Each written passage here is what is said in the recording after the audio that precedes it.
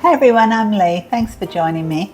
Today I'm making savoury muffins. I've been making these for so long and I've made them at every place I've worked at as a chef, and they just sell so quick.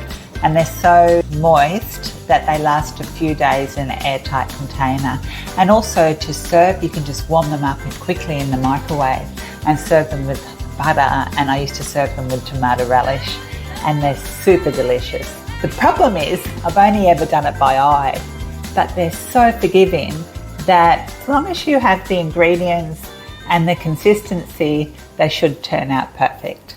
And this is how I do it. So I take a big bowl. Now this is an essential ingredient in my opinion. It's ricotta cheese, and you need a lot of it. It makes the muffins light and moist. A 375 gram tub of ricotta. I put that into the bowl.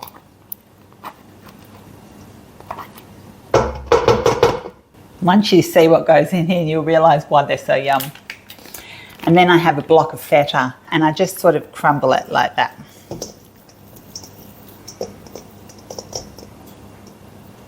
And I'm going to put the whole block in.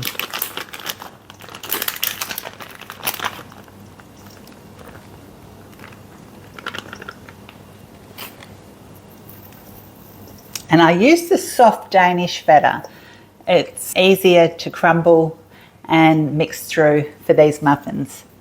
And then I take about a third a cup or a half a cup of finely grated Parmesan cheese, and also one medium onion that I've finely, well not really that finely, but I've sliced, that goes in.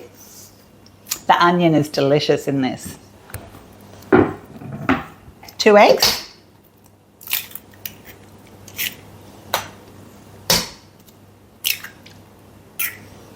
And then some oil, 1/4 cup of oil. I'm using light olive oil.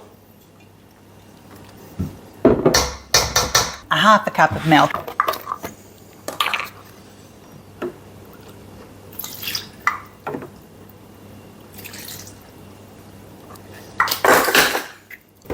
And 2 big handfuls of spinach. So that's all my wet ingredients, and I'm going to mix them through before I add the flour. And your hands are the best thing to do this with.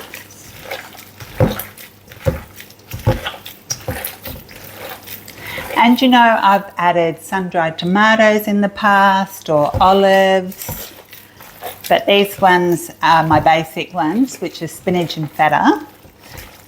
And the Parmesan and the ricotta just makes it so delicious. I'll wash my hands and I'll come back. Now flour. I've used ordinary flour, I've used buckwheat flour, brown rice flour. Any flour works as long as you have some baking powder as well.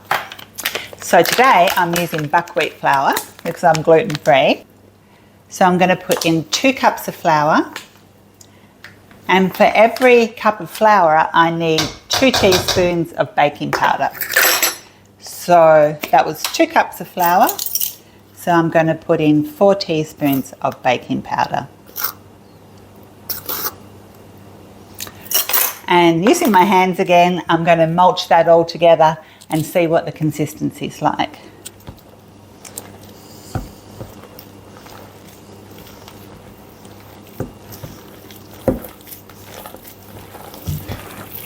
Stand up and do it. Oh, that's good. That's good, that consistency. So you want it like that. Can you see that? Like not too runny, not too floury. If for some reason it's a bit runny, add a bit more flour, because buckwheat flour is different than plain flour. And if it's too floury, add a little bit more oil or another egg or some more milk. But if you're using these measurements, it should be like that. And that is what you want. And you don't want to over mix it because it'll make them tough. We want them nice and light. So I'm going to wash my hands and get my muffin tin. Right, so I'm using a non-stick muffin pan. But even though I'm using a non-stick muffin pan, I still like to spray it so the muffins come out super easy. Now, I find if you wet your hands, it's easier to work the muffin mixture. And all I do is grab a fairly big size ball and plop it in. Now, I have my oven preheated to 220 degrees Celsius, which is 420 degrees Fahrenheit, which is a really hot oven. But as soon as I put the muffins in, I'll turn it down to 180 degrees Celsius, which is 350 degrees Fahrenheit. By putting the muffins in a really hot oven to start with, it helps them rise a little bit. And then I turn it down as soon as I put them in. People have written reviews about these muffins where I've worked. They're that yum. 1, 2, 3, 4, 1, 2, 3. Yeah, I usually fill up the tray, so maybe my measurements are a little bit out, but we'll see how they turn out. Okay, I'm going to go and put them in the oven. So as soon as I put them into this really hot oven, I change the temperature down to 180 degrees Celsius, which is 350 degrees Fahrenheit, and I bake them for probably about 20 to 30 minutes. Okay, it's been 25 minutes. Oh, they look beautiful. And you'll know they're ready if they spring back when you touch them and they don't feel raw. I'll take them over to the table. Because I sprayed this non-stick tray, they should come out super easy, which they do. They're super hot. I'll just let them cool for a few minutes and I'll split one open and show you what they look like inside. Yum! Okay, let's have a look. Beautiful.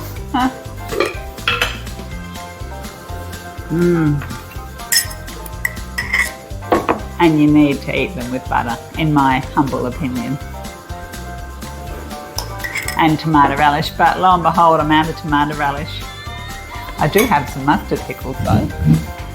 These are so delicious. Not many people watch a video, but they're so good. Let me try them without anything.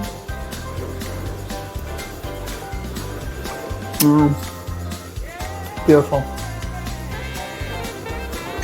Oh, they're so good. I'm going to go and give this one to Mike and see what he says. Thank you so much for watching. These are really yum. See you again next time.